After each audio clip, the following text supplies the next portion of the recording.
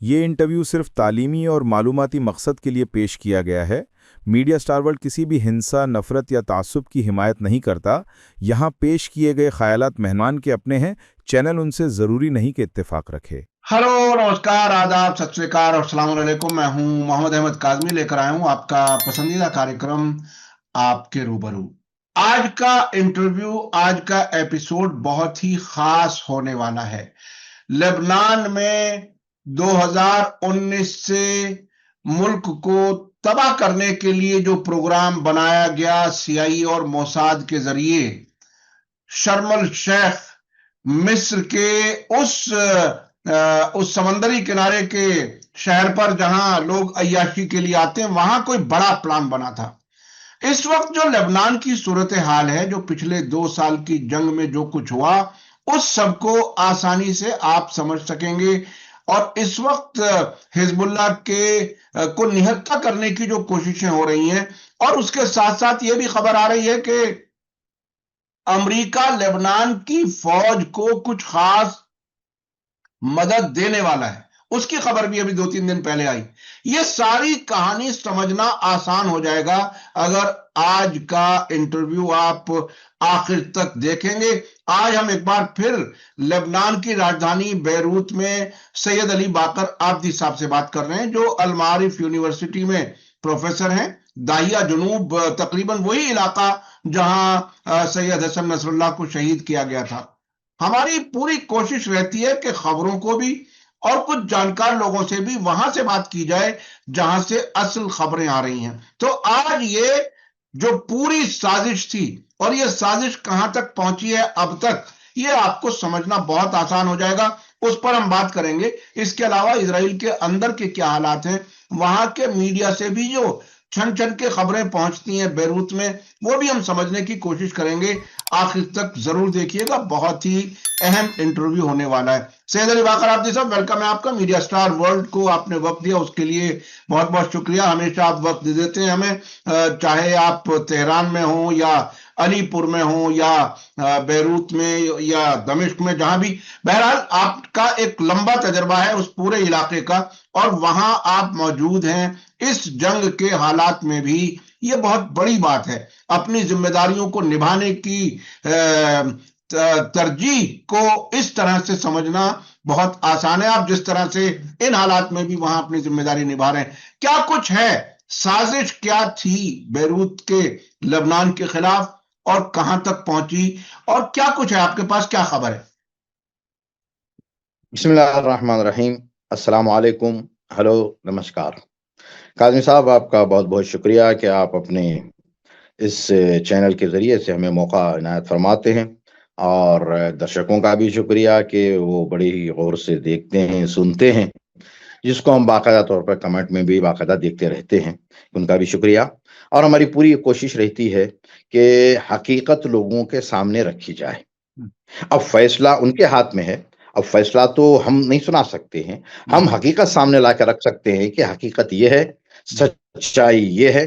اب آپ جس طرف بھی جا سکتے ہیں جائیے، جو بھی فکر آپ لے سکتے ہیں اسے لے لیں۔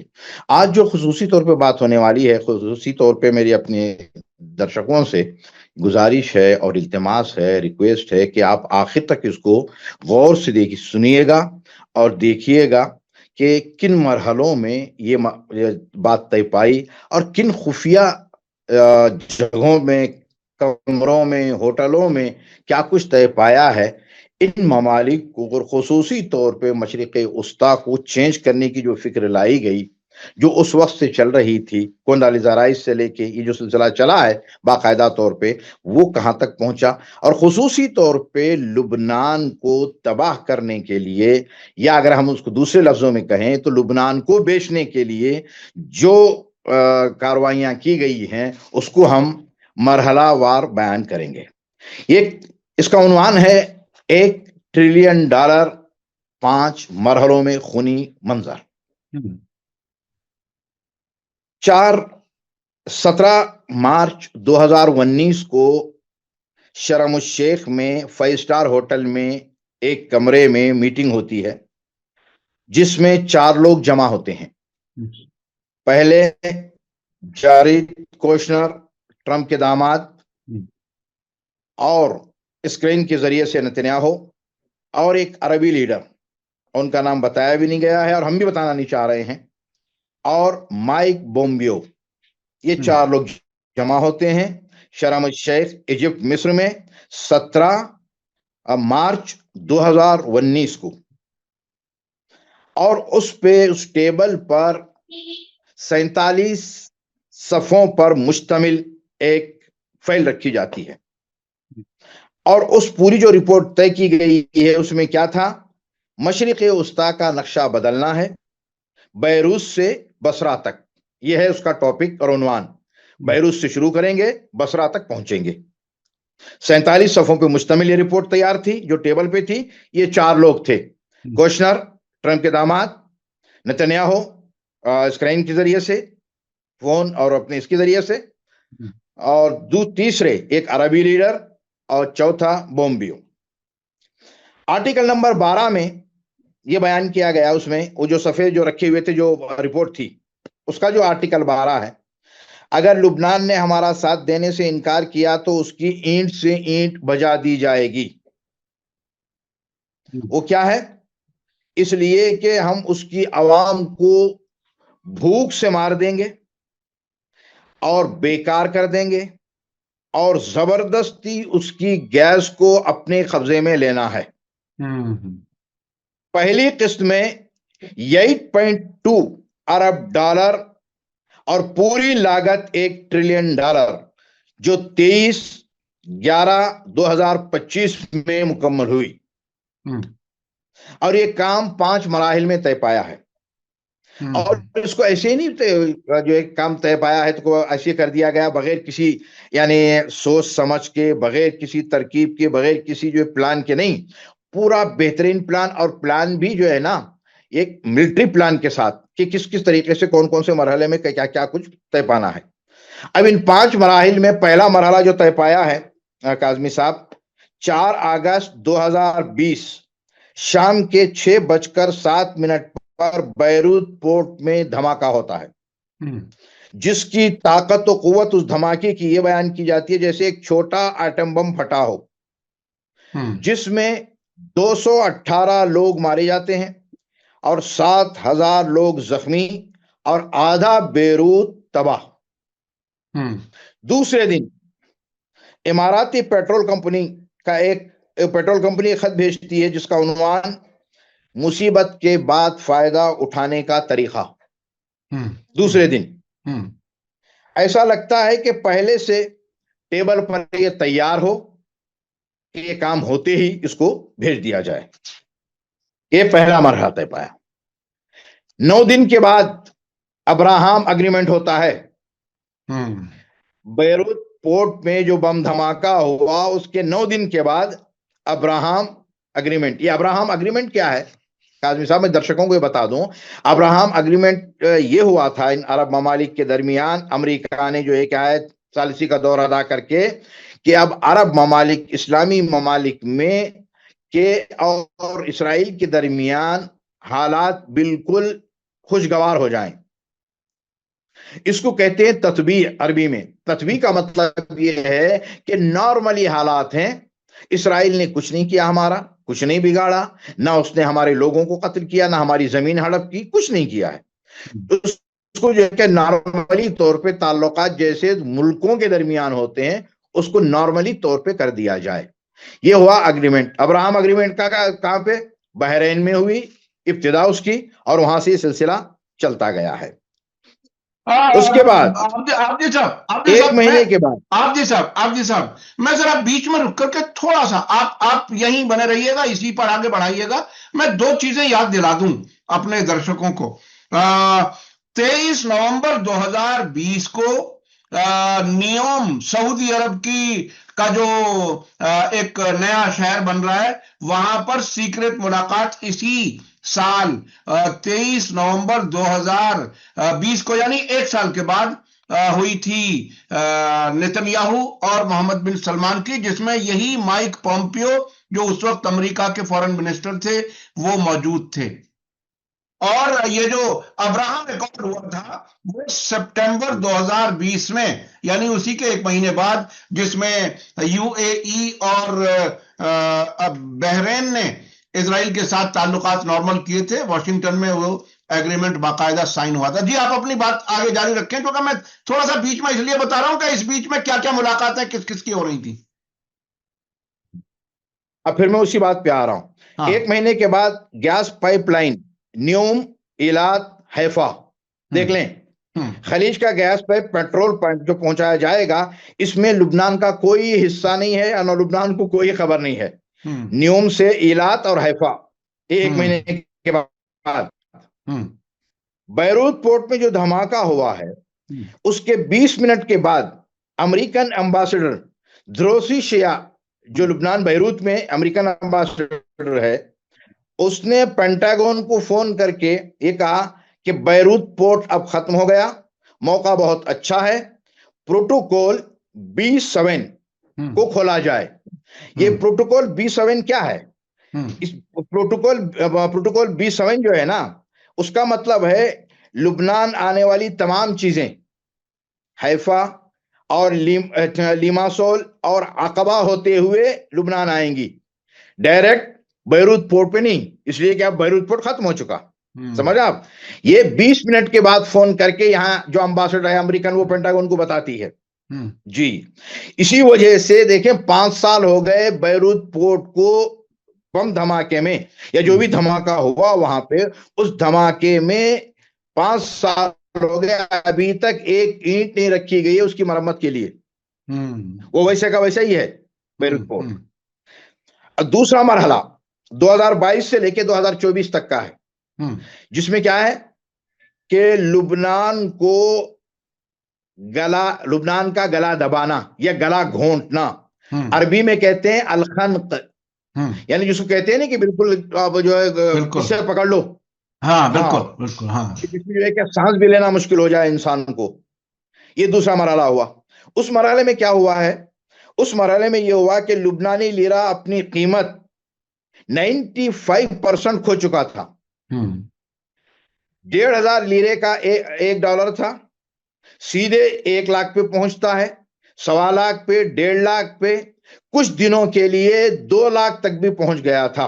کہاں سے؟ 1,500 سے 2 لاکھ تک کا، یعنی 95% قیمت میں کمی بالکل سے ختم ہو گیا لیرہ.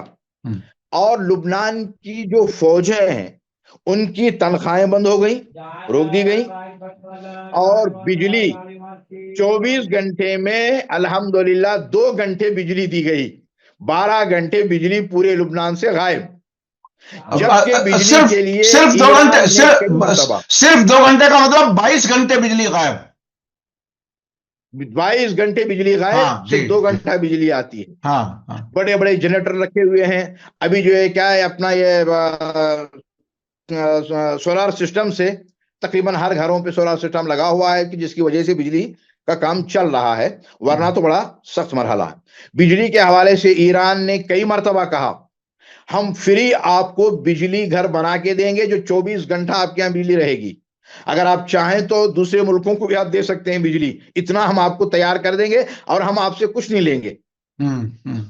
چائنا نے کہا بجلی کے حوالے سے، رشیا نے کہا، لیکن کسی کی سنوائی نہیں، ان سے نہیں لینا ہے. یہ حالات اب آتے ہیں. جی پھر اس کے بعد اسی دوران میں بہت سارے ہاسپٹل بند ہو گئے کاظمی صاحب. جب لیرے کی قیمت اتنی نیچے آئی، 1,500 لیرے سے ڈالر جو ہے کیا ہے 1.5 لاکھ تک پہنچا، تو اس حالت میں ہونا کیا تھا؟ اور یہ حالت پوری کی پوری اکانومک طور پہ بالکل سے ختم، یہ بند ہو گئے. تو اسی طور پہ ایک امریکہ کی ایک رپورٹ سامنے آئی جو باہر نہیں نکلنی تھی لیکن نکل گئی، جس کا عنوان تھا کہ لبنان پر اقتصادی پابندی اور لبنان کے اقتصاد کو ختم کر کے ان کو مجبور کر دینا. کس طرح سے؟ کہ وہ ہر حالات کو قبول کر لیں. اور اس میں اس کا مقصد یہ تھا کہ جیسے اگر ایک آدمی کو جس کی بیوی بچے ہیں اس سے کہیں کہ بھائی تم بیوی بچوں کے لیے روٹی بھی نہ لے جا سکو، تمہیں وہ بھی نہیں ملے گی، اور جو تمہاری تمہیں تنخواہ مل رہی ہے وہ تمہیں جو ہے 3 دن بھی نہیں چلے گی جو پورے 1 مہینے کی تنخواہ ہاں ہے. اب آدمی اتنا مجبور ہو جائے گا. انسان اپنی بھوک تو برداشت کر لے سکتا ہے لیکن بیوی بچوں کے سامنے سے انسان مجبور ہو جاتا ہے. ایسا مجبور کر دو کہ وہ پھر کسی چیز کا خیال نہیں رہے گا. ہماری گیس پہ کس کا قبضہ ہے, ہمارے پورٹ پہ کون کھیل رہا ہے, ہمارے پورٹ کو 5 سال سے بند کیوں رکھا گیا ہے, پھر یہ کوئی سوچتا نہیں ہے.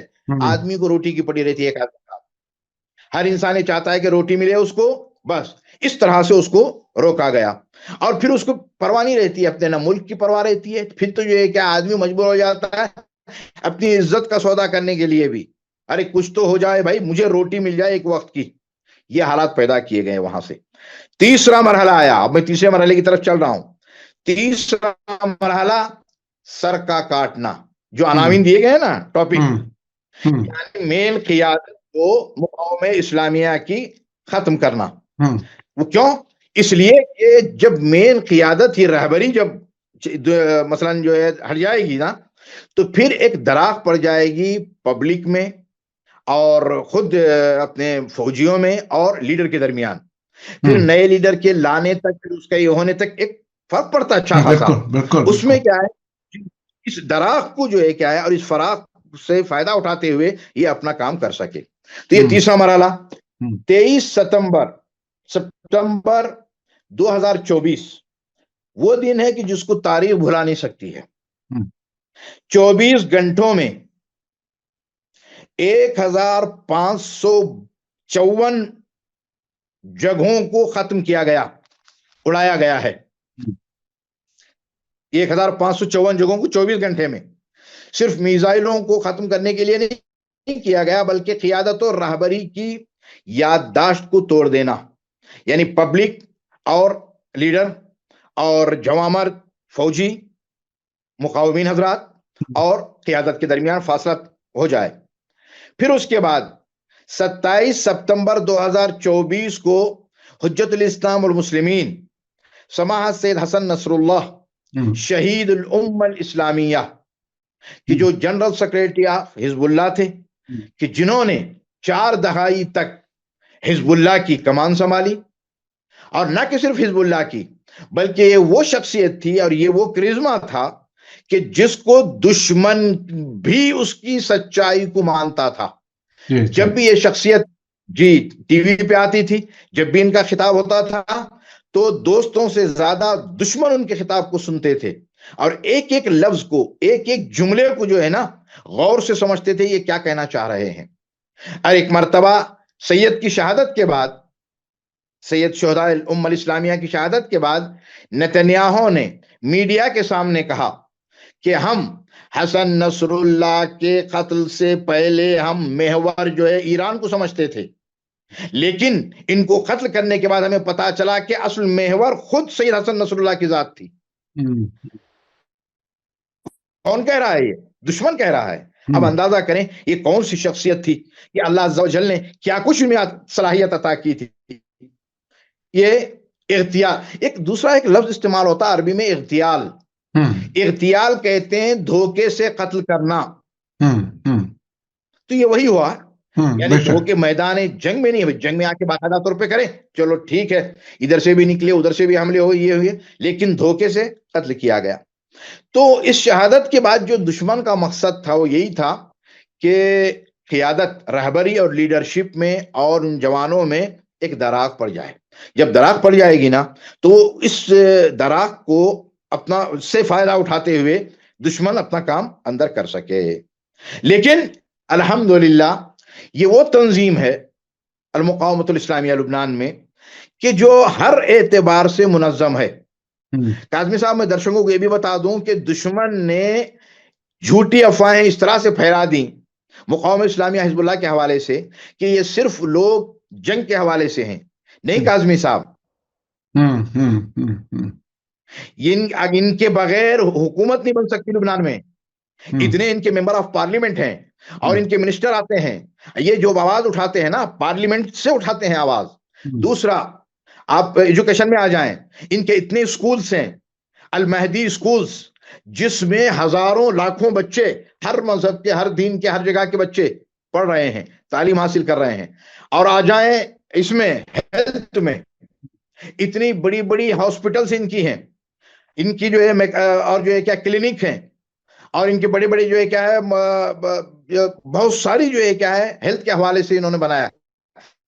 مثلا بیروت میں ہارٹ اسپیشلسٹ ہاسپٹل جو ہے سب سے بڑی ہاسپٹل جو مانی جاتی ہے، جہاں جو ہے کیا ہے پورے اکثر عرب ممالک کے لوگ آتے ہیں آپریشن کے لیے، اوپن ہارٹ آپریشن کے لیے، جس کا نام مستشفی الرسول الاکرم صلی اللہ علیہ وآلہ وسلم، یہ ہاسپٹل. اور اس کے علاوہ ہر ایک شہر میں الگ الگ انہوں نے بنا رکھا ہے. اور اس کے علاوہ عام پبلک کو فائدہ پہنچانے کے لیے انہوں نے 40 سال پہلے جس ایسوسیشن کی بنیاد رکھی تھی، قرض الحسن ایسوسیشن، مؤسسۃ القرض الحسن، یہ کیا ہے؟ یہ وہ ہے بغیر بیاج کے چلتا کاظمی صاحب، ہر آدمی اس سے فائدہ اٹھا رہا ہے.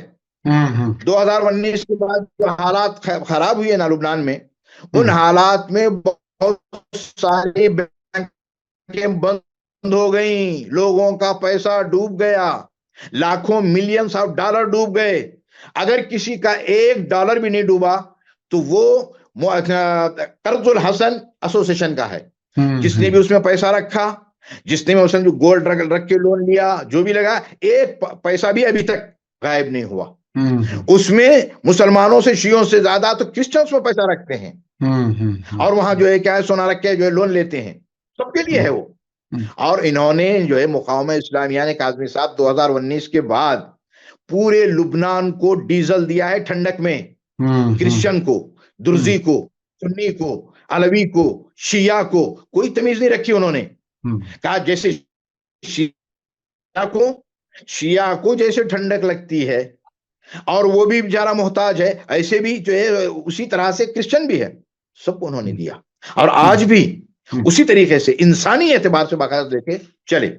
اب میں آؤں اس کے بعد کا مرحلہ، چوتھا مرحلہ، اسٹیٹس لیول پر پھیلنا دشمن کا.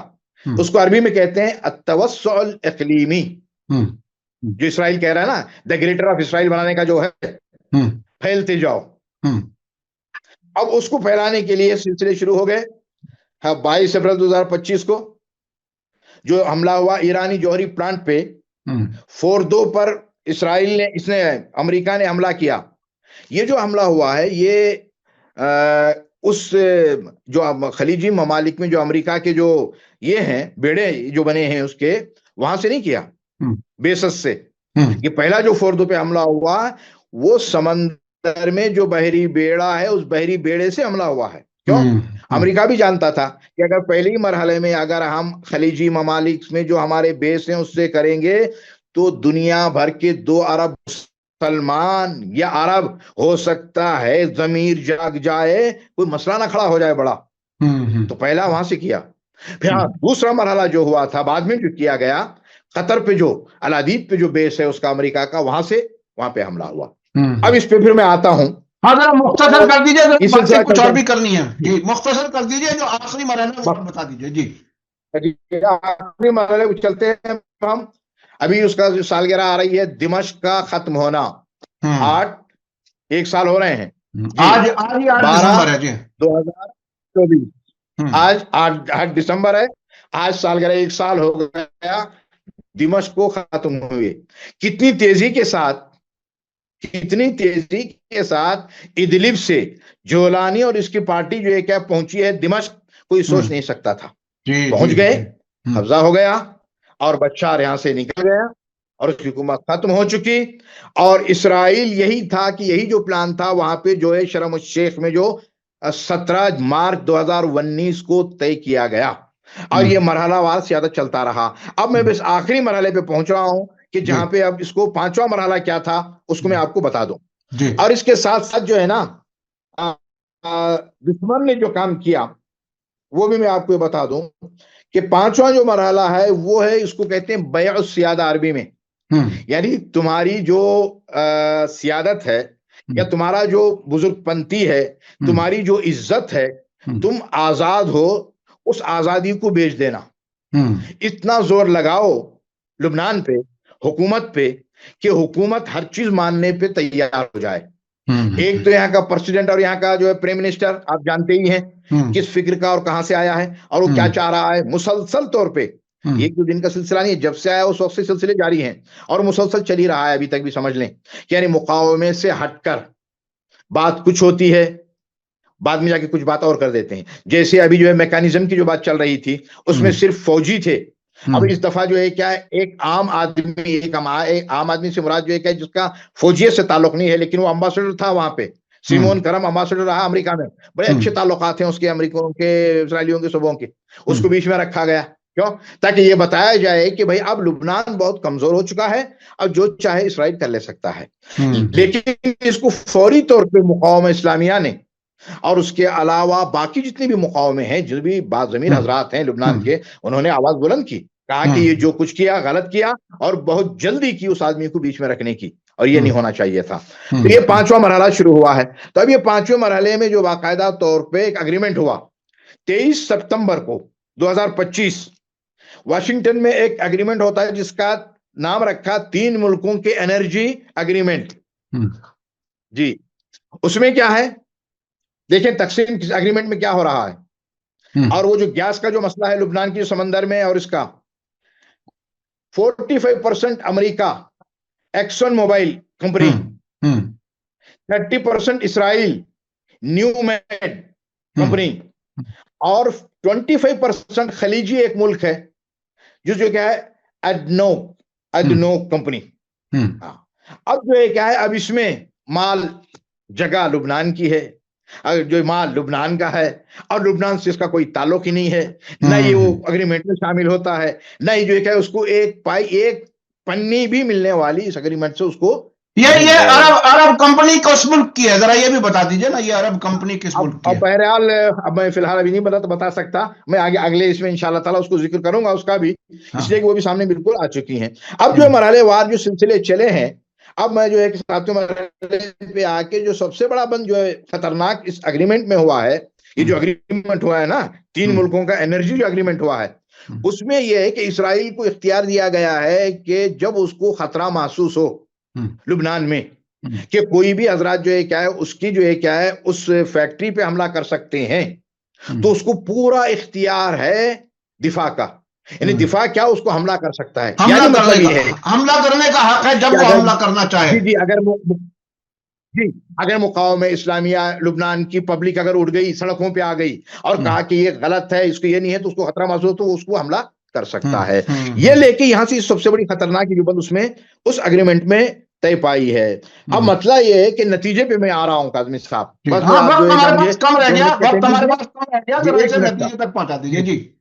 نتیجے میں پہنچ کے کیا ہم نتیجے میں پہنچ رہے ہیں کہ نتیجے میں کیا ہوا ہے. 2019 کا جو پلان بنا جس میں $1 ٹریلین کا خرچہ آیا ہے، کس طریقے سے قبضہ کیا جانا ہے اور کن مراحل میں ہوتے ہوئے، اب دیکھیں صرف بیروت پورٹ پہ 2208 لوگوں کا جاں بحق ہونا اور 8000 سے زیادہ لوگوں کا شہید اب اس جنگ میں ابھی جو ہوئے ہیں، اور ان کا اور جنگ بند ہونے کے بعد کا جو مرحلہ طے پایا ہے، یعنی جنگ بندی پہ جو سیز فائر کے بعد جو ہے نا وہ تقریباً 350 سے زیادہ لوگ شہید کر دیے گئے ہیں. اب ان 5 سالوں کے درمیان میں جو کچھ بھی ہوا ہے کوئی مسئلہ طے نہیں پایا ہے. اب مسئلہ یہ ہے کہ ہمیں کرنا کیا ہے. جی بالکل. میں اسی پر لبنان پر ہی مرکوز رہنا چاہتا ہوں، آج اس پر بات ذرا اچھے سے ہو جائے. ابھی جو تازہ اس وقت کی صورتحال ہے، کیا یہ جو پلان تھا جس پر $1 کھرب خرچ کیے گئے 5 مرحلوں میں 2019 سے اب تک، کیا اس وقت جو حزب اللہ ہے اس کے بارے میں لوگ اکثر سوال کرتے ہیں ہمارے دیکھنے والے کہ آخر حزب اللہ اب خاموش کیوں ہے، کیوں نہیں حملہ کرتا؟ کیا سب سے پہلے تو میں یہ سمجھنا چاہوں گا کہ جو وہ سازش 2019 سے شروع ہوئی جو اب تک چلی، کیا اس کو ناکام کرنے کی صلاحیت، ہمت، سلیقہ حزب اللہ کے پاس ہے وہاں کی موجودہ سیاسی حالت میں؟ اور کیا حزب اللہ واپس اس تمام سازش کو ناکام کر کے ملک کو آگے بڑھانے کی حالت میں ہے؟ یہ بہت ہی اہم سوال ہے. چلیں، نہیں بہت اہم سوال آپ نے جو کیا، بالکل، تاکہ درشکوں کو بھی یہ پتا چل سکے. ابھی بھی حزب اللہ میں پوری وہ طاقت ہے. آپ آ جائیں پولیٹیکلی لیول پہ بھی اگر دیکھیں تو ماشاءاللہ ان کے اتنے ممبر آف پارلیمنٹ ہیں پارلیمنٹ میں، اور ان کے منسٹر ہیں. اگر یہ نہ چاہیں تو بغیر ان کی مرضی کے نہ پریزیڈنٹ بنتا ہے یہاں پہ، نہ ہی جو ہے کیا پرائم منسٹر بنتا ہے. یعنی نہ حکومت ہی بنے گی اور نہ ہی جو ہے کیا پریزیڈنٹ بنے گا. یہ ہو گیا پولیٹیکل طور پہ کتنی ان کی طاقت ہے اور عوام میں کتنی زیادہ یہ مقبول ہیں. اب یہ سب کچھ ہونے کے بعد، اتنی سب جنگ ہو جانے کے بعد، بڑے بڑے لیڈروں کا شہید ہو جانے کے بعد، اور سب کچھ سمجھ لیں ہونے کے بعد، آج میں دیکھ رہا تھا واللہ اسرائیل کا جو اخبار، اس میں وہ ایک لکھتا ہے کہ اتنا سب کچھ ہونے کے بعد ہماری اسرائیلی حکومت یہ کہتی ہے، نتنیاہو بالخصوص یہ کہتا ہے کہ ہم نے حزب اللہ کو بالکل سے، یعنی سمجھ لیں کہ بہت پیچھے کر دیا. وہ نہیں کہہ رہا ہے، وہ بھی نہیں کہہ سکتا ختم کر دیا، بہت پیچھے کر دیا ہے. کہہ رہے ہیں کہ یہ سب کہنے کی باتیں ہیں. آج بھی حزب اللہ بہت طاقتور ہے.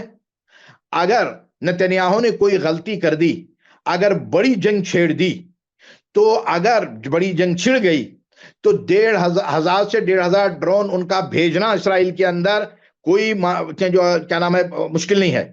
اور 100 سے 150 میزائلوں کا ان جگہوں پہ مارنا اسرائیل کی جو بہت حساس جگہیں ہیں کوئی مشکل کام نہیں ہے. اب اگر ایسا کوئی حملہ ہوا نا، تو اب اسرائیلی عوام اور فوج دونوں اس کے متحمل نہیں ہیں، برداشت نہیں کریں گے.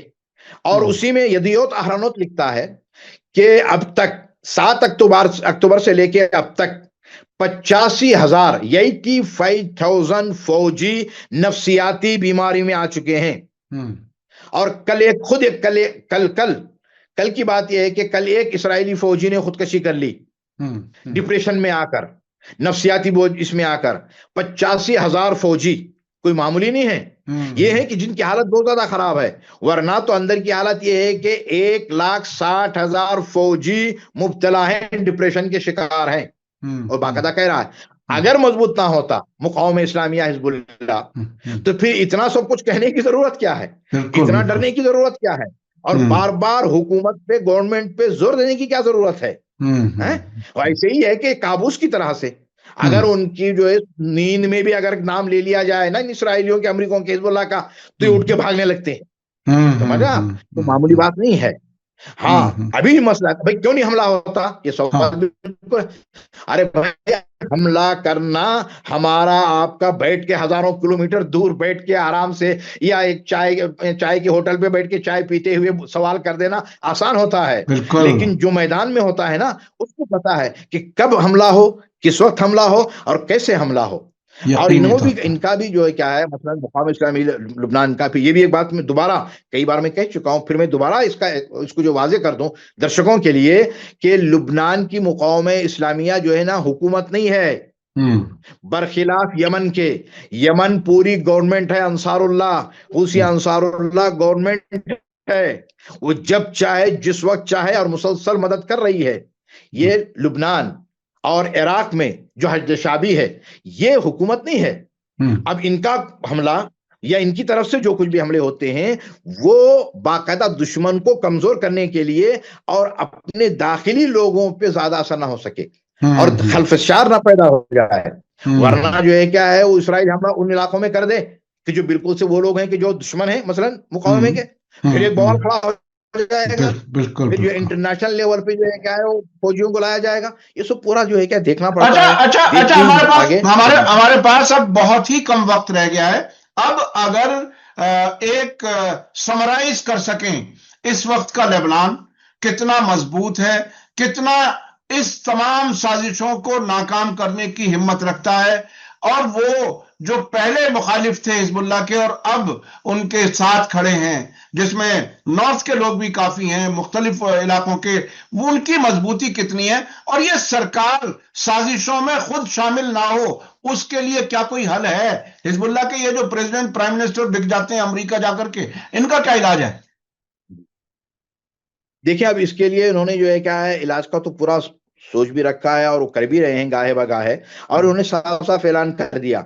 अभी आपने देखा कि 4 दिन पहले जनरल सेक्रेटरी ऑफ हिजबुल्लाह हुज्जतुल इस्लाम शेख नईम कासिम हफिज़हुल्लाह ताला की तकरीर थी यौम शहीद के ऊपर, और वो भी जो है क्या है उस मुनासिबत पे कि जिसमें वो उलमाए किराम, ताकि मैं दर्शकों को ये भी बता दूं, वो उलमाए दीन और उलमाए किराम के जो इस जंग में शहीद हुए हैं, तकरीबन 100 से ज्यादा उलमाए किराम इस जंग में शहीद हुए हैं, जो इसराइल ने जो हमला किया, और ये ने जो इस्नाद यानी गजा की मदद के लिए जो शुरू हुई थी उसमें, उस मुनासिबत से तकरीर में उन्होंने साफ साफ ऐलान कर दिया कि देखें, लाख कोशिश कर ले अमेरिका, इसराइल और मगरबी ममालिक और इस मंतके के दुश्मन ममालिक जितने भी कर लें, हमारे अंदर के दुश्मन, बाहर के दुश्मन, अरब दुश्मन, मुस्लिम दुश्मन, सब कुछ के असलहा हमसे ले लिया जाएगा, ये मुहाल है। जब तक हमारा एक बच्चा, देख आज़मी साहब, एक बच्चा भी बाकी रहेगा, उस वक्त तक असलहा नहीं दिया जाएगा। अब इससे क्या मतलब है? अब इसी वजह से अभी परसों का बयान आपको मैं बता रहा हूं, टॉम बाराक का बयान देखिए।